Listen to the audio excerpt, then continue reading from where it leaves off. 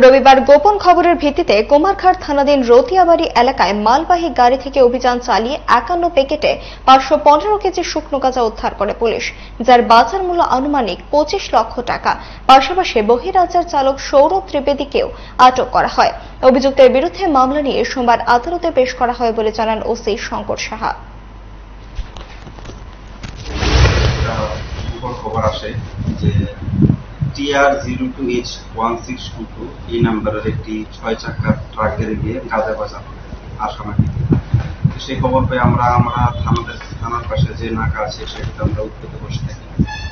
তো সন্ধ্যার দিকে গাড়িটা আসে, তখন আমরা গাড়িটাকে আটক করি। খবর অনুযায়ী গাড়িটাকে আটক করি। আটক করার পর আমরা গাড়িটা সার্চ করেছি এবং সার্চ করে দেখা গেছে গাড়িটার নিচে একটা সিক্রেট চেম্বার আছে।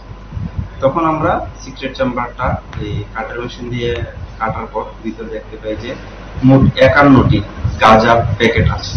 51টি প্যাকেটের মধ্যে গাঁজার ওজন দেখা যায় 515 কেজি, যার বাজার মূল্য প্রায় 25 লক্ষ টাকা। এরপর আমরা গাঁজাগুলো সিজ করেছি, গাঁজার প্যাকেটগুলো সিজ করেছি, সঙ্গে গাড়িটা সিজ করেছি।